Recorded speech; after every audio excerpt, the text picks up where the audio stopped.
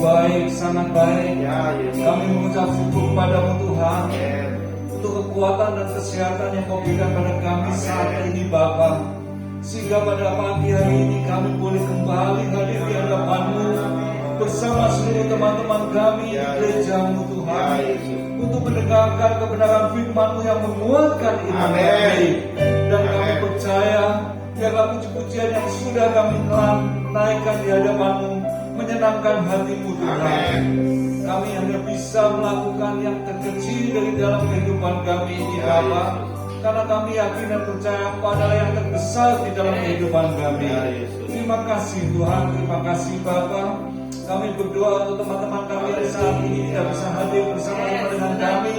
Biarlah kasih kuasa dan damai sejahtera turun juga kepada mereka semua, sehingga kekuatan daripada-Mu boleh mereka alami Tuhan. Kami percaya Engkau adalah Tuhan kami yang tahu apa yang menjadi kesusahan dalam kehidupan kami, dan kami percaya Engkau saja akan memberikan kekuatan dan pemulihan di dalam kehidupan kami. Hanya di dalam nama Tuhan Yesus Kristus Bapa, urat lari dan bibir hamba-Mu untuk dapat menyampaikan kebenaran firman-Mu, sehingga kebenaran firman-Mu ini boleh membangkitkan iman kami. Kami percaya semua ini karena rencana besar-Mu akan terjadi di dalam kehidupan kami. Hanya di dalam nama Tuhan Yesus kita yang percaya dan diberkati oleh Tuhan. Sama-sama katakan amin. Silakan duduk Bapak Ibu sekalian. Shalom. Halo. Apa kabar? Puji Tuhan luar biasa. Haleluya, tetap semangat ya. Amin. Nah, saudara, pagi hari ini kita diizinkan Tuhan untuk bertemu kembali di dalam ibadah pagi hari ini. Ada yang tahu judulnya apa? Ada yang tahu judulnya apa? Belum tahu ya. Judulnya adalah masa depan yang cemerlang. Saudara, kalau saya tanya siapa yang mau masa depan yang cemerlang? Semua pasti akan angkat tangan. Ya, amin saudara ya. Nah, dari hari inilah coba kita sama-sama kita baca dulu ayatnya di Yeremia 29 ayat yang 11. Ini bukan satu hal yang baru ya, karena saya yakin semua pasti sudah hafal ayat Yeremia 29 ayat 11 ini. Bisa ditampilkan Yeremia 29 ayat 11 supaya kita bisa dibuka. Kita akan baca sama-sama satu ayat ini saja dengan suara yang keras ya, supaya iman kita terbangunkan. Amin. Nah, yuk kita baca 2, 3. Sebab aku ini mengetahui rancangan-rancangan apa yang ada padaku mengenai kamu. Demikianlah firman Tuhan, yaitu rancangan damai sejahtera dan bukan rancangan kecelakaan, untuk memberikan kepadamu hari depan yang penuh harapan. Amin. Amin, saudara. Nah, kalau saudara dan saya membaca firman Tuhan ini, rasanya biasa aja kan? Tapi ini sebetulnya ada satu makna atau sesuatu yang tersimpan di sini. Yaitu yang pertama ya, sebab Tuhan ini, ya kan? Sebab aku ini kan akunya gede, berarti kan sebab Tuhan ini mengetahui rancangan-rancangan apa yang ada pada Tuhan mengenai saudara dan saya. Jadi saudara dan saya itu masa depannya ada di tangan Tuhan. Ya, sehingga pada saat saya pertama ditanya oleh Ibu Lini, kita mau dikasih judul apa, saya langsung kasih judul bahwa masa depan yang cemerlang, masa depan yang penuh dengan harapan. Ya, kalau saudara ngomong kepada teman saat ini, masa-masa saat ini kan banyak sekali yang mengeluh, aduh, nggak tahu deh ini masa depannya. Tahun ini aja bisa kita lewati sudah puji Tuhan. Loh, kok gitu sih? Saya mikir gitu kan. Kenapa? Karena kita harus yakin dan percaya bahwa masa depan saudara dan saya ada di tangan Tuhan. Firman Tuhan ini bukan satu kata-kata yang tersimpan saja, tapi harus kita hidupi. Amen. Sebab Tuhan ini mengetahui rancangan-rancangan apa yang ada pada Tuhan mengenai saudara dan saya. Demikian firman Tuhan, yaitu rancangan-rancangan damai sejahtera dan bukan rancangan kecelakaan. Amen. Sehingga kalau saudara ditanya sampai akhir tahun gimana, pendapat saudara, saya tetap ngomong optimis, dahsyat, Yes. ajaib. Amin. Amin saudara. Nah, Amin. dari sini kita harus tetap ngomong gitu ya. Untuk memberikan kepada saudara dan saya satu hari masa depan yang penuh dengan harapan. Ya. Nah, saudara, pertanyaannya, bagaimana membuat masa depan kita cemerlang? Ya, kalau saudara ditanya, judulnya apa? Masa depan yang cemerlang. Pertanyaannya sekarang, bagaimana membuat masa depan kita cemerlang? Amin, saudara. Nah, yang pertama yaitu mengikuti kehendak Tuhan. Amin. Dan yang kedua, yaitu dirancanakan dengan baik. Saudara, banyak dari kita itu dalam menghadapi masa depan atau mengejar cita-cita kita hanya mengalir saja. Istilahnya ya sudahlah, pokoknya aku mengalir, Tuhan ngomong kiri, kanan. Kita nggak boleh gitu, saudara.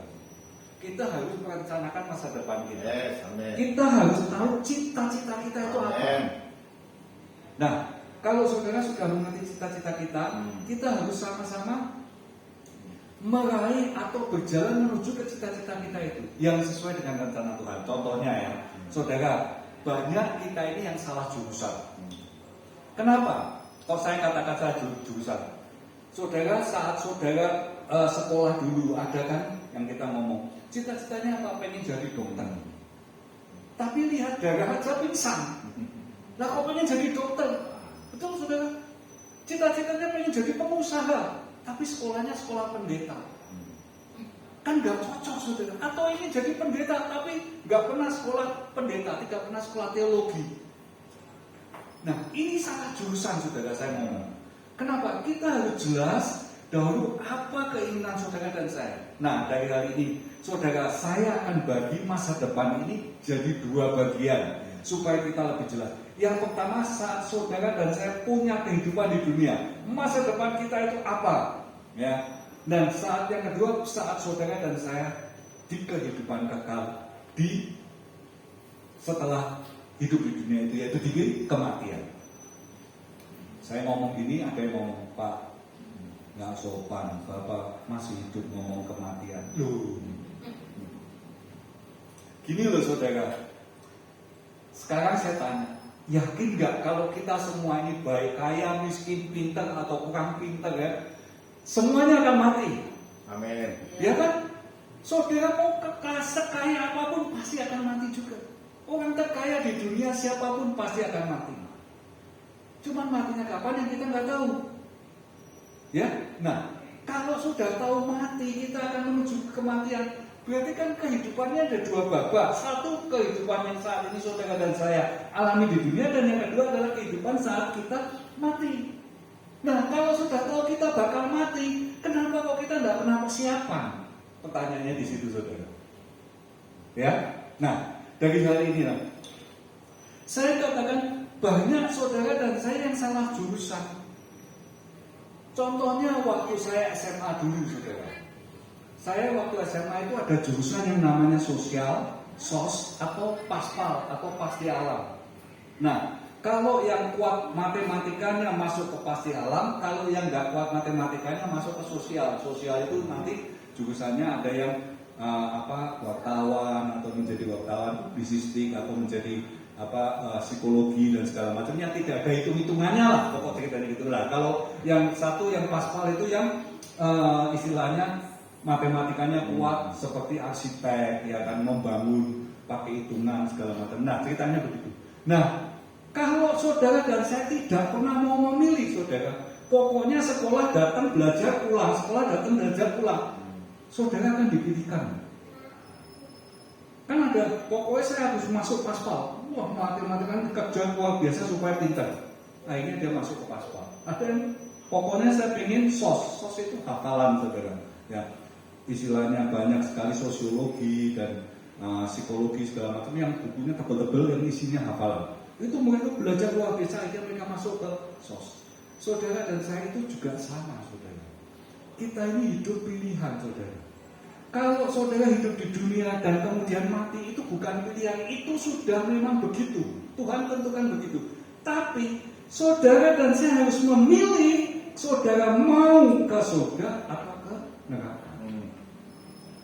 Jadi kalau saudara saat ini hidup di dunia ini, kita harus menyatakan terima kasih Tuhan atau bersyukur kepada Tuhan, saudara dan saya diberikan kehidupan di dunia. Tapi nanti kalau sudah saudara mati, saudara harus memilih mau masuk ke surga atau ke neraka. Kalau saudara tidak pernah mau memilih, Tuhan yang akan pilihkan. Kan lebih repot saudara. Kalau saudara iya, kalau masuk ke surga, kalau masuk ke neraka. Nah dari sinilah makanya kita harus pilih, jangan sampai salah jurusan. Nah saudara, kalau kita sudah ngerti ini, saudara harus mengerti kekuatan dan kelemahan kita itu apa, ya. Kekuatan dan kelemahan kita itu apa? Kalau saudara pintar untuk ngomong, saudara harus percaya dan yakin. Saudara harus belajar untuk bisa menyampaikan apa yang saudara omongkan ini. Kalau saudara pintar istilahnya di dalam hal ini mengerjakannya tidak pernah ngomong, misalnya saudara kerajinan, membuat roti, membuat kue, membuat masakan segala macam, saudara harus terus melakukan hal ini. Kenapa? Kalau enggak, nanti saudara ini enggak, itu enggak, akhirnya apa? Yang dikatakan di Alkitab suam-suam. Amin saudara. Nah, saudara, kenapa? Kalau saudara ditanya, umur saudara itu paling lama berapa tahun sih? Di Alkitab ada yang saya 70, kalau kuat 80. Kalau saya ngomong saudara, Tuhan itu sudah tentukan umur saudara dan saya itu 120 tahun saja. Betul? Nah, kita lihat Kejadian 6 ayat 3. Kejadian 6 ayat 3 ini dikatakan Kejadian 6 ayat 3 bisa ditampilkan. Berfirmanlah Tuhan, rohku tidak akan selama-lamanya tinggal di dalam manusia, karena manusia itu adalah daging, tapi umurnya akan 120 tahun saja. Jadi saudara, maksimal umur kita itu 120 tahun. Setelah itu pasti akan mati. Nah, sekarang masalahnya, kalau saudara dan saya sudah mati, ini mau kemana? Ke surga atau ke neraka? Kalau saudara sudah tahu pasti akan mati, saudara harus persiapkan untuk menuju ke surga. Amin saudara. Nah, inilah tujuannya, supaya saudara di dunia juga diberkati. Saat saudara mati pun saudara bisa menikmati kehidupan yang triliunan tahun atau selama-lamanya di surga. Amin. Nah, hal inilah yang ingin saya sampaikan pada saudara, bahwa kehidupan kita itu harus punya masa depan yang cemerlang. Itu masih pendahuluannya saudara ya. Nah, sekarang mari kita coba kita lihat satu-satu saudara. Saudara, satu hari saya pernah jalan-jalan, lihat tulisan di dinding. Betul saudara, ada tulisan di dinding. Tulisannya apa? Mini tackle ovation. Bukan. Itu mah zaman Daniel Raja Belshazzar saudara, yang ada tangan nulis di dinding. Tulisannya di dinding itu sederhana tapi menggugah saya. Apa? Muda foya-foya, tua kaya-raya, mati masuk surga. Nah, saudara juga apa kan? Muda foya-foya, tua kaya-raya, mati masuk surga. Siapa yang gak kepengen seperti ini saudara? Tapi stop, coba saudara. Begitu saya baca tulisan ini, saya langsung ingat saudara. Kalau pertanyaan pertama kedua, muda foya-foya, tua kaya-raya, itu mah gampang. Saudara bisa menggalakkan jasa, saya nggak mau copet, mau mencuri, mau korupsi, mau segala macam. Pokoknya bisa foya-foya, hidup senang, dapat uang hari ini 100.000, habiskan 100.000, habis 1 juta, habiskan 1 juta. Pokoknya seperti itu. Nanti tua, pokoknya kita harus rampok lah ceritanya gitu supaya kaya. Tapi yang ketiga saudara, mati masuk surga. Coba saudara bayangkan, kalau ada saudara misalnya sekarang sekolah ya, dikasih 3 soal, ya. Soal pertama bobotnya 1%, soal kedua bobotnya 1%. Jadi kalau saudara bisa jawab soal 1 sama 2, saudara masih belum lulus karena cuma 2% yang saudara bisa jawab. Soal yang ketiga 98%. Kalau soal pertama bagaimana cara kita foya-foya, bagaimana cara kita kaya raya, dan yang ketiga bagaimana cara kita masuk surga. Ini kalau saudara dihadapkan soal ini, banyak orang konsentrasi penuh, sepenuh-penuhnya di soal nomor 1 dan nomor 2 saja. Di mana saudara bisa foya-foya dan hidup kaya-raya. Kalau saudara bisa menikmati hidup foya-foya dan kaya-raya, itu masih jawab 2%. Sedangkan soal itu 98% belum terjawab. Untuk hal itulah saudara, kalau saudara mengerti tentang hal ini, kita tidak terlalu fokus untuk hidup foya-foya dan kaya-kaya. Tapi kita harus tetap fokus bagaimana kita bisa masuk ke surga. Kenapa? 120 dibanding 1 miliar aja sudah terlalu kecil 120. Apalagi dibanding 1 triliun, apalagi dibanding yang tidak terhitung jumlahnya. 120 tahun itu singkat saudara. Saya itu rasanya masih wong di grup WA saya itu ada teman SMP, ada teman SD, ada teman SMA. Kalau kita ngomong di grup SD, wajahmu kok wis tuwek loh. Lah emang wajahmu enggak? Aku juga ngomong gitu kan. Kita sudah sama-sama tua, kita umurnya sudah 61 sudah, belum lagi 62. Kalau di SD dulu kita masih umur berapa? 12 tahun, 10 tahun sampai 12 tahun itu baru sampai SD. Dibanding sekarang yang sudah 61 banyak. Tapi maksimal umur itu cuma 120. Setelah itu sampai miliaran atau triliunan tahun kita di surga atau di neraka. Kita harus konsentrasi di situ, saudara. Amin, saudara. Amin. Nah, kalau saudara bisa ngerti tentang hal ini, coba kita pelan-pelan mulai menggali apa yang bisa kita lakukan di dunia ini dan apa yang kita bisa lakukan kelak nanti di surga, supaya masa depan kita tetap cemerlang. Amin, saudara. Amin. Nah, yuk kita sekarang masuk di dalam poin utamanya, saudara, supaya kita bisa mengerti apa yang terjadi kehidupan di dunia ini. Coba kita lihat Kejadian 3 ayat 17. Kejadian 3 ayat 17. Hidup di dunia ini saudara, yang pertama saya akan kasih ke saudara tipsnya, yaitu saudara harus sukacita dulu. Amin.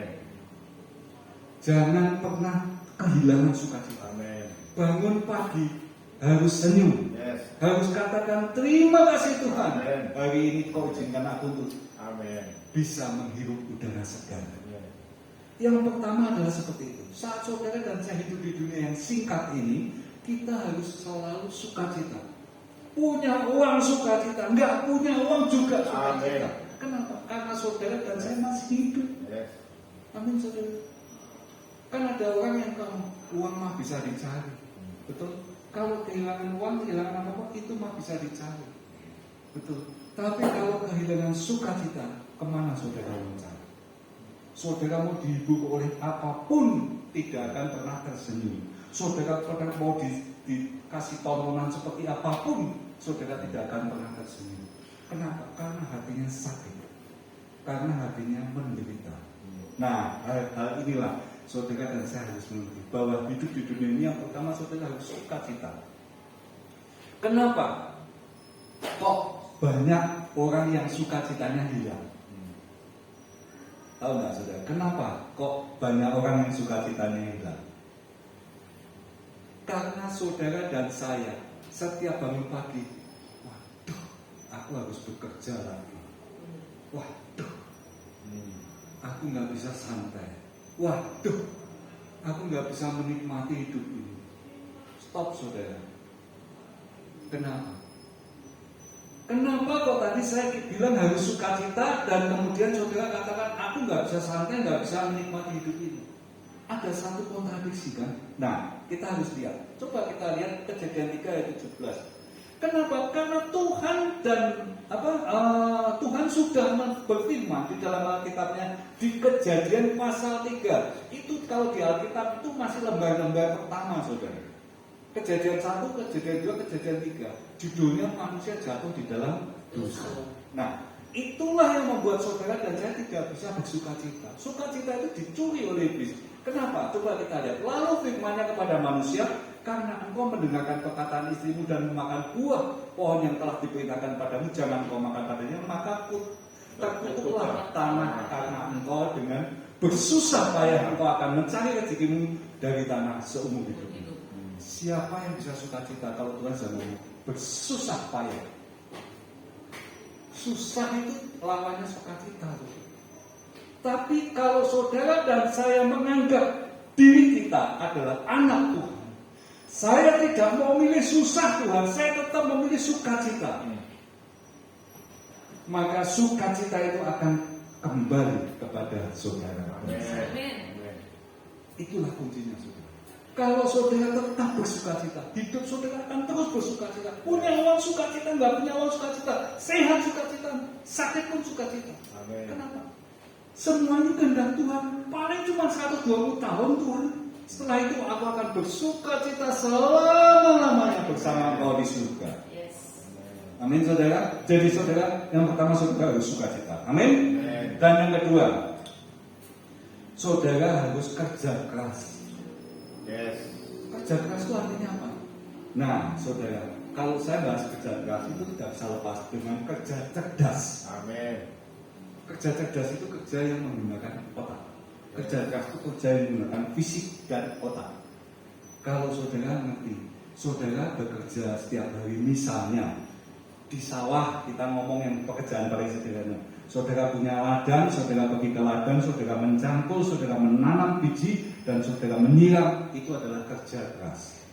Kenapa? Saudara harus setiap hari datang ke ladang, saudara harus setiap hari menyirami tanaman supaya tumbuh. Kalau sudah tumbuh, bisa dihitung. Ladang luasnya 100 meter persegi menghasilkan berapa? 1000 meter persegi menghasilkan berapa? 1 hektar menghasilkan berapa? Amin. Nah, itu adalah kerja keras saudara. Tapi kalau kerja cerdas, beda saudara. Saudara bisa mengangkat keyboard ini, bisa Pak, tapi berat. Enggak kuat saya Pak. Kalau saya suruh mengangkat ini jalan sampai ke depan. Saudara bisa mengangkat mimbar sama keyboard ini? Enggak bisa. Berat Pak. Tapi karena kecerdasan yang saudara, yang manusia ciptakan, akhirnya saudara bisa mengangkat apapun yang saudara ingin angkat.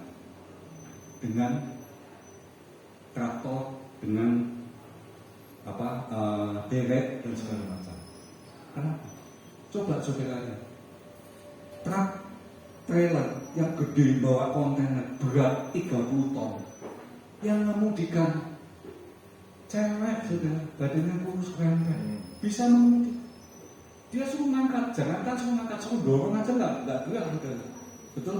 Itulah kecerdasan. Amin. Amin. Nah, Amin. saudara harus kerja keras, kerja cerdas. Dan yang ketiga, saudara harus mengucap syukur. Kenapa? Amin. Karena Tuhan masih memberikan pekerjaan buat saudara. Amin. Nah, kalau saudara kita sudah ngerti tentang hal ini, coba kita ngomong bahwa saudara tadi saat saya pertama kali ngomong di pembukaan, saudara harus senang dengan pekerjaan saudara. Betul? Saudara, kalau saudara senang dengan pekerjaan saudara, ingat, apapun yang saudara lakukan penuh sukacita. Saudara, saya itu pernah lihat teman saya setiap hari senangnya itu buat makanan-makanan kecil. Kalau enggak risol, membuat kue, buat segala macam. Saya lihat sama dia, kamu buat gini itu enggak bosan. Dia ngomong, saya senang, saya suka cita kalau saya bisa buat gini. Walaupun capek, tapi saya senang suka cita. Kenapa? Karena bisa memberikan keluarga saya itu makanan yang sehat. Amin. Amin. Saya bilang, wah luar biasa. Terus ada lagi, saya lihat teman saya, hobinya seperti saya, elektro saudara. Waktu itu masih senang nyolder ini contoh speaker gini ya, dibongkar, dilihat dalamnya, dibetulin segala macam. Pusing saudara, soldernya panas. Kalau salah pegang kesetrum, betul? Elektro kan banyak berhubungan dengan listrik. Saya pernah tanya sama teman saya, kamu kalau betulin gini takut gak? Takut kenapa? Takut kesetrum? Enggak, ini ngetrum, ini ngetrum. Dia berani sudah kesetrum. Solder, ini panas. Sedangkan adik kandung saya, kalau saya panggil namanya Agus, ini Gus, kamu tolong pegangkan ini. Enggak mau, kenapa? Panas. Megangin kok panas. Kalau kamu di solder kamu panas, tapi kalau kamu pegang enggak panas. Saya bilang, dia takut sudah. Dia manggil saya, kamu enggak bosan, enggak takut, enggak khawatir kerja kayak gini terus. Saya bilang, saya senang, saya suka cita. Sampai jam 12 malam, jam 1 dini hari saya tetap lakukan. Karena senang, saudara. Nah, kalau saudara sudah ngerti tentang hal ini, kita harus senang dan sukacita di dalam mengerjakan segala sesuatu. Sebab apa? Kalau saudara senang, saudara bangun pagi penuh sukacita. Amin. Wah, aku kerja nanti, senang aku buat apa nyode gini, aku buat kue, aku melakukan hal ini. Nah, dari situlah saudara, kalau saudara senang, saudara harus lakukan. Sebab kalau tidak, saudara salah jurusan.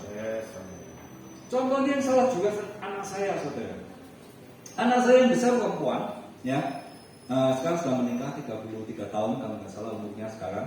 Nah, waktu itu dia saat sejak kecil itu senangnya masak.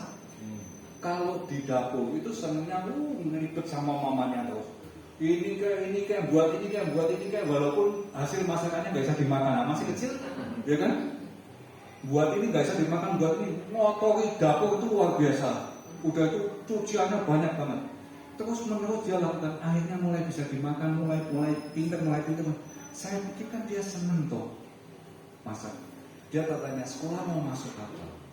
Mau masuk ke food technology. Ya sudah, saya sekolahkan food technology.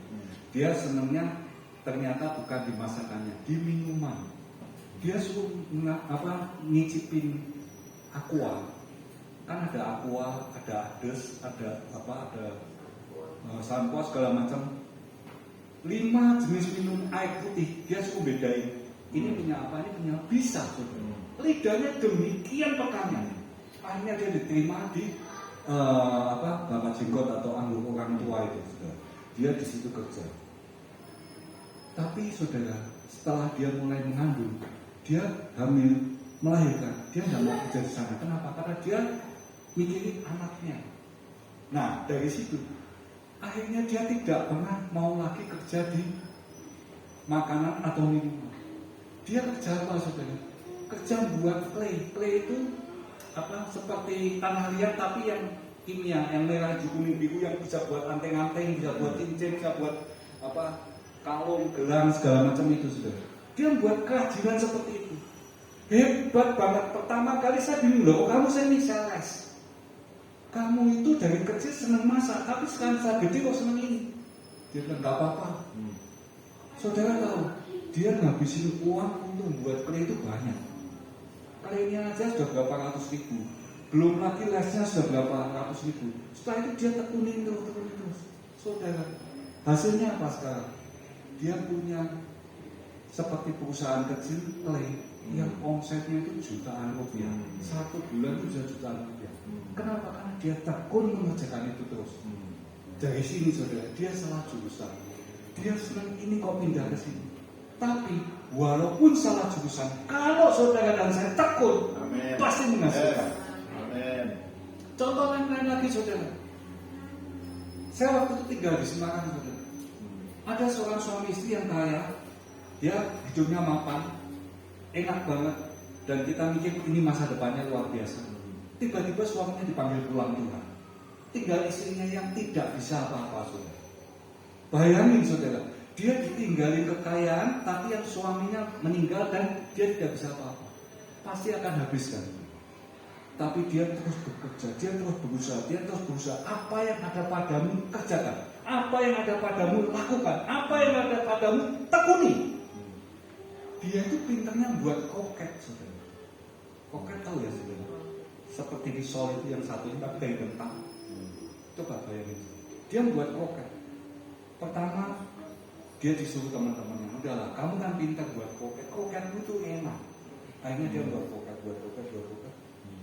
Dijual temannya banyak yang beli. Akhirnya nggak cuma temannya, diekspor, saudara. Dalam bentuk dikirim ke luar negeri. Apa jadinya, saudara? Dia tidak jadi miskin, bahkan lebih kaya daripada suaminya. Bahkan dia bisa mengirim anak-anaknya, tidak cuma koketnya ke luar negeri untuk sekolah di sana. Hanya karena koket. Jadi dari hal ini, saudara, kalau saudara mau menekuni apapun yang Tuhan sudah berikan talenta itu kepada saudara dan saya, pasti akan berhasil. Amin. Yakin, saudara? Amin. Amin. Nah, dari sinilah, saudara. Kalau saudara mau menekuni, Tuhan itu Tuhan kita yang dahsyat. Kalau Tuhan saja dahsyat, saudara dan saya anaknya pun juga dahsyat. Amin, saudara. Jadi saudara, apapun yang saudara tekuni pasti Tuhan akan buat berhasil dan beruntung. Amin. Nah, inilah saudara. Kalau saudara bisa mengerti tentang hal ini, kita harus yakin bahwa apapun yang saudara lakukan untuk kemuliaan nama Tuhan, Tuhan akan buat berhasil. Haleluya, amin. Ini kemuliaan buat Tuhan kita, saudara. Nah, saudara, sebab apa? Firman Tuhan kan tadi sudah diomong bahwa tanahnya akan kukutuk. Dengan bersusah payah, dengan berpeluh, engkau akan mencari rezekimu dengan di tanah. Tapi saudara, Tuhan juga ngomong di 2 Tesalonika 3 ayat 10 dikatakan apa? 2 Tesalonika 3 ayat 10. Bisa tampilkan 2 Tesalonika 3 ayat 10. Saya baca ayat ini kaget, saudara. Kenapa? Kenapa saat saudara dan saya bangun selalu mengeluh, aduh, saya tidak bisa santai, saya tidak bisa begini, saya tidak bisa begini. Sebab juga waktu kami berada di antara kamu, kami memberi peringatan ini kepada kamu. 2, 3. Jika seorang tidak mau bekerja, janganlah ia makan. Yang ngomong saudara sendiri. Amin. Jadi kalau saudara dan saya tidak mau bekerja, dia tidak boleh makan. Saya baca ayat ini. Berarti siapapun di antara kita harus bisa bekerja dan bisa mencari makan untuk kehidupan kita ini. Pak, tapi saya tidak punya tangan, tidak punya kaki. Saya mau gimana, Pak? Saudara pernah lihat filmnya Nix? Yang tidak punya tangan, tidak punya kaki? Ya, Nix Fujiki. Itu dia kayaknya sekali. Pada saat dia kecil, saat dia menginjak masa remaja, dia punya cita-cita ingin bunuh diri.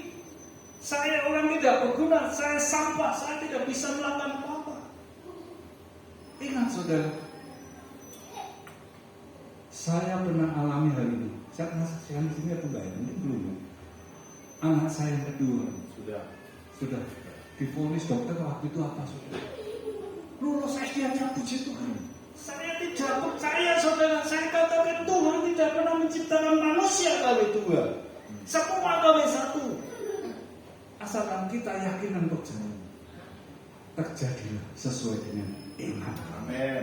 Amin, saudara. Amin. Nah, inilah bahwa saudara dan saya pasti bisa bekerja apapun kondisi saudara. Saudara masih bisa punya penglihatan, saudara masih bisa ngomong, saudara masih bisa komunikasi, saudara masih bisa pergi kemana-mana. Lakukanlah untuk kemuliaan nama Tuhan. Amin. Dan berkat Tuhan pasti akan turun atas kita. Haleluya. Haleluya. Kemudian yang kedua, saudara. Yang pertama hidup di dunia, ya. Kita harus kerja, jangan malas. Amin. Kemudian yang kedua, saat saudara dan saya hidup di kekekalan. Saudara,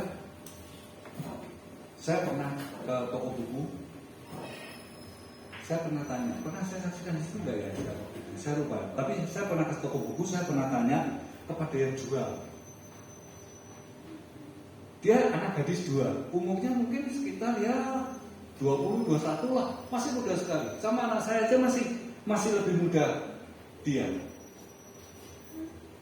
Saya lihat sama istri saya masih menjadi buku. Saya ngomong, Mbak, yang kerja di sini itu apa harus Kristen? Enggak sih Pak, dia bilang gitu. Nah Mbak, agamanya, oh kami Kristen. Kenapa? Kalau yang nggak Kristen nggak kuat Pak. Kenapa nggak kuat? Ditanya apa-apa nggak tahu. Sedangkan di sini semua adalah toko buku Kristen yang jual alat-alat juga alat-alat Kristen, dekorasi tembok segala macam itu tulisannya Kristen semua. Sehingga mereka yang nggak Kristen nggak akan kuat kerja di sini. Mbak Kristen ya, kan ada 2, yang satu megang komputer, yang satu berdiri di sebelahnya. Saya tanya, Mbak, saya juga Kristen. Oh kalian berdua Kristen ya? Saya mau tanya, kalau Mbak mati masuk mana? Yang satu yang duduk di komputer masuk surga Pak. Saudara, kalau gembala saudara tahu, saudara kalau mati masuk mana? Yang salah saudara atau gembalanya? Saya tidak ngomong yang salah. Yang penting kalau saudara ditanya, kalau saudara mati masuk mana? masuk surga. Amin saudara. Karena hidup di surga itu kekekalan saudara. Tidak ada 1 tahun, tidak ada 2 tahun, tidak ada 100 tahun, tidak ada 1000 tahun, tidak ada 1 triliun tahun, tapi selama-lamanya. Amin. Itulah cita-cita kita saudara. Jadi kalau saudara hidup di dunia, bisa bekerja dan bisa menghidupi diri saudara sendiri minimum, hidup di surga pun saudara bisa penuh sukacita. Kenapa? Di surga tidak ada tangisan, di surga tidak ada ratapan, di surga tidak ada keluhan. Semuanya sukacita. Untuk hari itu kita harus mempersiapkan diri saat kita ada di dunia dengan penuh sukacita. Ada amin saudara? Nah, itulah. Kalau saudara dan saya mengerti tentang hal ini, sekarang bagaimana supaya kita bisa sampai ke surga? Tuhan kasih cuma 3 hal yang paling sederhana. Coba kita lihat Roma 10 ayat 9. Roma 10 ayat 9. Roma 10 ayat 9. Ini ayat ini sungguh luar biasa, saudara. Ini ayat ini jangan sampai saudara dan saya lupa. Sebab kalau saudara ketemu orang, saudara harus mengatakan ini. Sebab jika saudara dan saya mengaku dengan mulut bahwa Yesus adalah Tuhan dan percaya di dalam hati bahwa Allah telah membangkitkan Dia dari antara orang mati, maka saudara dan saya akan diselamatkan. Amin saudara. Saudara harus pegang ini. Aku sudah percaya kepada Tuhan bahwa dengan mulut aku mengaku Yesus adalah Tuhan, dengan hati aku percaya bahwa Tuhan sudah membangkitkan Dia dari antara orang mati dan sekarang Dia ada di surga, duduk di sebelah kanan Allah Bapa untuk menyediakan tempat bagi saya. Amin. Nah, kalau saudara punya hal ini, saudara dan saya pasti akan diselamatkan. Tidak perlu uang, tidak perlu kerja keras, hanya dengan mulut dan hati saudara akan selamat. Satu lagi, dibaptis. Amin. Amin saudara. Yes. Saudara dibaptis. Dibaptis itu adalah untuk menunjukkan bahwa saudara sudah mati bersama Yesus dan dibangkitkan kembali. Amin. Nah, untuk hal itu saudara yang belum baptis harus cepat-cepat baptis. Amin saudara. Nah, dari sini supaya saudara dan saya bisa yakin dan percaya, coba kita lihat Kisah Rasul 4 ayat 12. Ini satu ayat yang dahsyat banget. Kisah Rasul 4 ayat 12. Kisah Rasul 4 ayat 12. Dan mana? Udah? Kisah Rasul 4 ayat 12. Sebab kamu mengaku. Kisah Rasul 4 ayat 12. Dan keselamatan tidak ada di dalam siapapun juga selain di dalam Dia. Sebab di bawah kolong langit ini tidak ada nama lain yang diberikan kepada manusia yang olehnya kita dapat diselamatkan. Amin. Tuhan kita dahsyat. Amin. Beri kemuliaan kepada Dia. Haleluya. Dan sebagai penutup saudara, kita lihat Matius 6 ayat 19 sampai 20. Matius 6 ayat 19 sampai 20. Kenapa kok saudara dan saya ada ayat ini? Ayat ini bukan ayat untuk orang yang putus asa saudara. Tapi ayat ini menunjukkan bahwa saudara dan saya jangan konsentrasi untuk soal yang bobotnya cuma 2%. Tapi konsentrasilah untuk segala sesuatu yang bobotnya 98%. Jangan kamu mengumpulkan harta di bumi. Di bumi mengat dan karat merusakannya, dan pencuri membongkar serta mencurinya. Tetapi kumpulkanlah hartamu, harta di surga mengat dan karat tidak merusakannya, dan pencuri tidak mencurinya serta mencuri. Amin saudara. Nah, untuk hal itulah, ini bukan ayat orang yang putus asa di mana dia miskin di dunia. Di dunia tidak ada yang miskin. Amin. Amin saudara. Yes. Maaf, saudara saat ini, Pak, saya gak punya uang, ini cuma saya bawa 1000 perak Pak di kantong, saudara tetap kaya. Percaya? Kok bisa toh 1000 rupiah di kantong? Saudara pernah enggak ke ICU, jalan-jalan ke sana, orang yang pakai oksigen?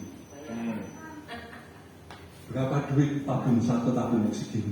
Saudara sekarang menghirup oksigen gratis, malah ditutupi pakai masker, ya kan? Saudara dalam hal ini berapa duit oksigen yang saudara hidup? Kalau saudara bisa jalan, itu sudah satu anugerah kesehatan yang tidak terbayar. Berapa banyak orang yang tidak bisa jalan di rumah sakit?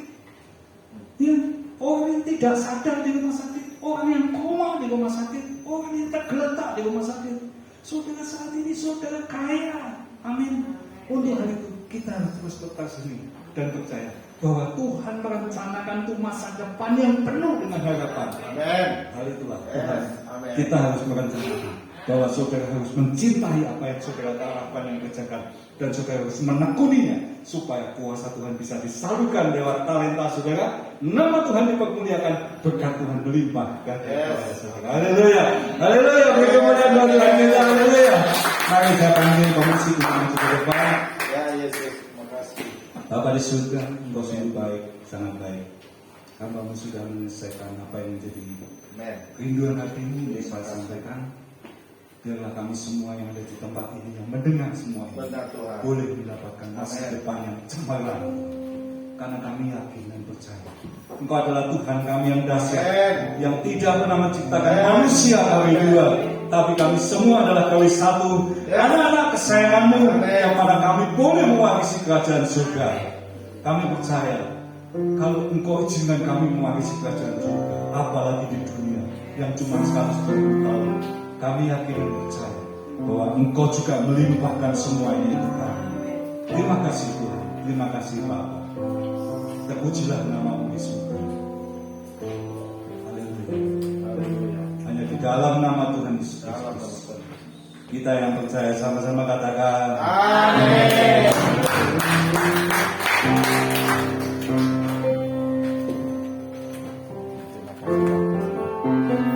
Saudara diberkati Tuhan. Mari kita siapkan kita mau mereka persembahan. Terima kasih Tuhan Yesus. Kami bersyukur bagi nama Tuhan.